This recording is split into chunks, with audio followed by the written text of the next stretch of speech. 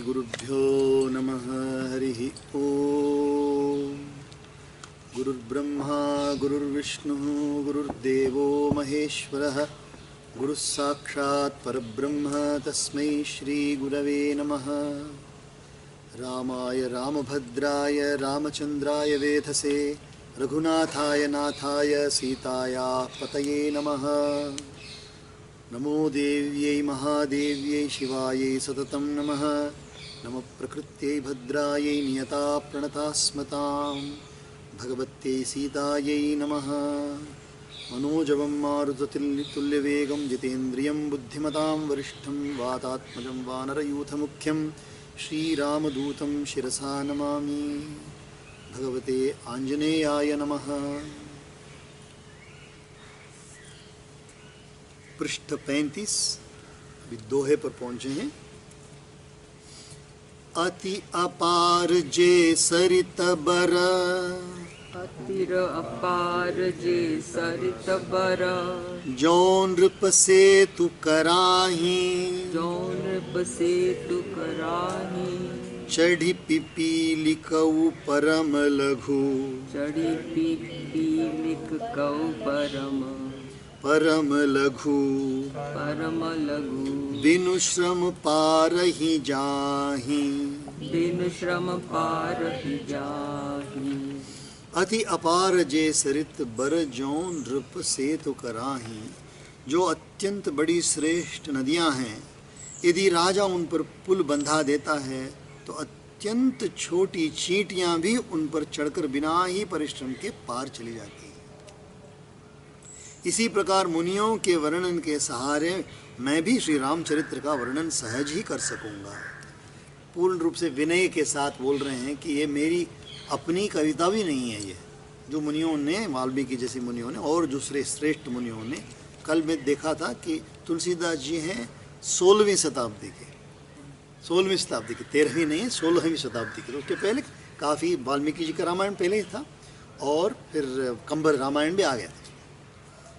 तो अति अपार जे सरित बर, जो नृप सेतु कराही, चढ़ी पिपीली कहू परम लघु, बिनु श्रम पार ही जाही। पिपीली का माने चींटी भी आराम से एक पार से एक तरफ से लेकर दूसरी तरफ पार हो जाती, क्योंकि सुंदर सेतु बनाए। वो सेतु कौन सा है मेरे लिए? वो सेतु है हमारे जो पूर्वज ऋषियों ने जो रामायण लिखी, वो मेरे लिए सेतु बन गई है।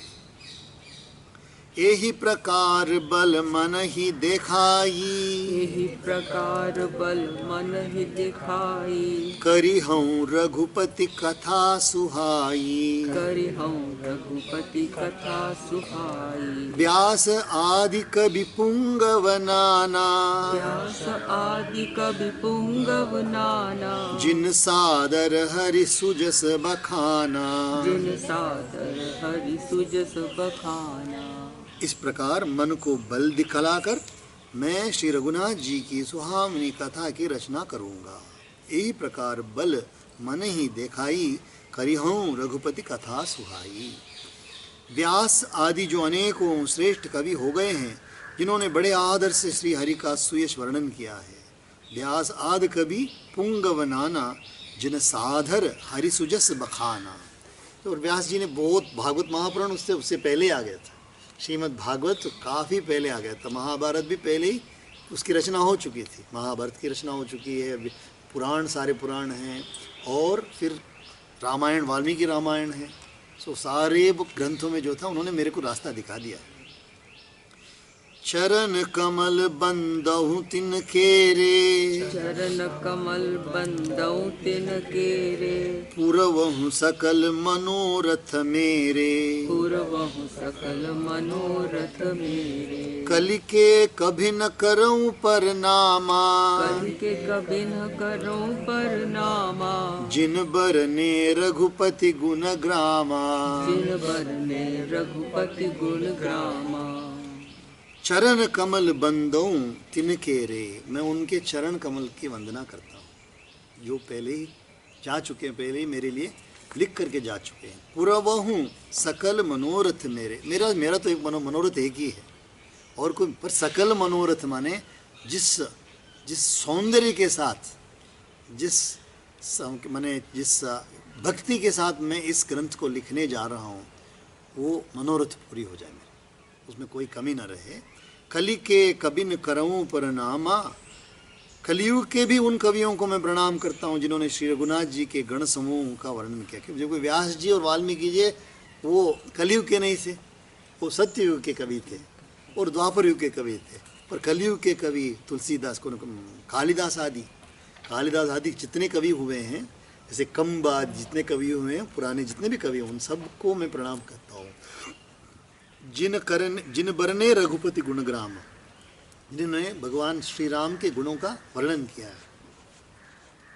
जे प्राकृत कवि परम सयाने, ये प्राकृत कवि परम सयाने, भाषा जिन हरिचरित बखाने, भाषा जिन हरिचरित बखाने, भये जे अहि जे हुई हहि आगे, भई जे होई अहि आगे, प्रणव सब ही कपट सब त्यागे। प्रणव सब ही कपट सब त्यागे। बहुत ही सुंदर बात कहते हैं। जो बड़े बुद्धिमान प्राकृत कवि हैं, प्राकृत का अर्थ होता है जो संस्कृत में नहीं लिखे, जिन्होंने संस्कृत में नहीं लिखा, केवल दूसरी भाषाओं में लिखा है रामायण, उनको भी मैं प्रणाम करता हूँ।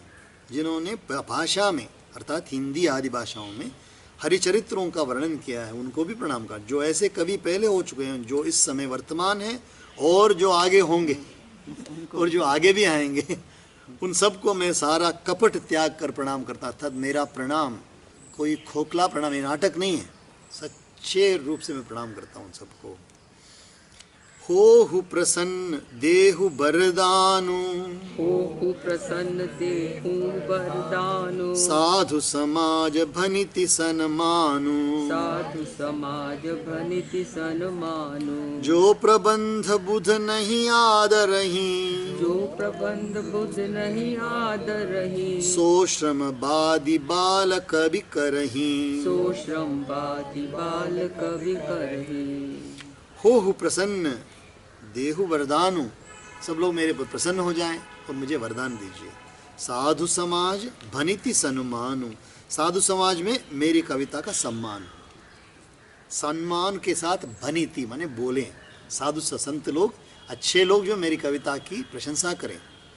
जो प्रबंध बुध नहीं आदरही, क्योंकि बुद्धिमान लोग जिस कविता का आदर नहीं करते, बुद्धिमान लोग अर्थात जो समाज में जिनकी प्रतिष्ठा है, जो लोग पढ़े लिखे हैं, वो जिस कविता का आदर नहीं करते, मूर्ख कवि ही उसकी रचना का व्यर्थ परिश्रम करते हैं। मूर्ख कवि लोग ऐसी रचना करेंगे जिसकी प्रशंसा अच्छे लोग नहीं करेंगे। तो मैं उन मूर्ख कवियों की श्रेणी में नहीं आना चाहता हूँ जो कर देते हैं वच का, मैंने लिखे जो लिखे वो सब कविता, जो लिखे वो सब कविता। ऐसा नहीं है, मैं जो लिख रहा हूँ बुद्धिमानों के लिए भी, विद्वान भी पढ़ सकते, आनंद लेंगे इसमें, वो लें, वो मेरी कविता की प्रशंसा करें। कीरति भनिति भूत भली सोई, कीरति भनिति भूति भली सोई, सुरसरि सम सब कह हित होई, सुरसरि सम सब कह हित होई, राम सुखीरति भनित भदेसा, राम सुकीरति भनिति भदेसा, असमंजस असमोहि अंदेसा, समंजस असमोहि अंदेसा। कीर्ति, कविता और संपत्ति वही उत्तम है जो गंगा जी की तरह सबका हित करने वाली हो। अच्छे लोगों के पास, अच्छे लोग जो हैं, जो दान पुण्य करने वाले हैं, उनके पास यदि यश है, कीर्ति है, तो कीर्ति की भी कीर्ति है, कीर्ति की शोभा है। अच्छे लोगों के पास यदि धन है, वो धन की भी शोभा है। तो कीरति भनिति भूति भली सोई, वही अच्छी है। सुरसरि सम सब कहाँ हित होई, जैसे सुरसरी गंगा सब लोगों के लिए अच्छा करती है, तो पानी गंगा में होनी चाहिए, पानी गंगा में नहीं होनी चाहिए। तो यदि पानी गंगा में है तो सबके लिए अच्छा, क्योंकि उसका रूप ही ऐसा है कि हिमालय से आती है, उसमें पानी भरा रहता है, तो सबके लिए अच्छा होता है। और नाले में पानी भरा रहता है तो फ़ायदा क्या है, नाले से सब लोगों को कष्ट ही होगा। तो वैसे ही अच्छे लोगों के पास धन होना चाहिए, अच्छे लोगों के पास कीर्ति होनी चाहिए, अच्छे लोगों के पास सब कुछ वचन होने चाहिए, सब कुछ वहाँ होना चाहिए। राम सुखीरति भनिति भदेसा, परंतु मेरी कविता भद्दी है, मेरी कविता तो अच्छी शोभादायक नहीं है, यह असामंजस्य है, अर्थात इन दोनों का मेल नहीं मिलता, इसी की मुझे चिंता है। यानी ये खुद अपने जिसको बोलते हैं इन्फीरियरिटी कॉम्प्लेक्स से बोल रहे हैं, अपने को भद्दी समझ रहे हैं, पर वो इन्फीरियरिटी कॉम्प्लेक्स नहीं है, ये विनय है, ये विनय है। क्योंकि मैं भाषा में बोलने जा रहा हूँ, हिंदी भाषा में बोलने जा रहा हूँ। कोई ऐसा उन्हें ये व्याकरण की दृष्टि से देखा जाए, व्याकरण की दृष्टि से देखा जाए या शब्द की बनावट में देखा जाए तो संस्कृत जैसा वो संस्कृत नहीं है, ये प्राकृत है, ये प्राकृत है। प्राकृत का अर्थ होता है जैसे जैसे बोली, जैसे बोली बन गई वैसे वैसे। ऐसा नहीं कि कोई विद्वान लोग बैठ करके भाषा के सुधार किए, वो संस्कृत संस्कार किए, ये तो जैसे के जैसे है। इसलिए मुझे डर है, पर आगे बताएंगे कि मुझे फिर वो भी डर भी निकल जाएगा। हरिओम तत्सत।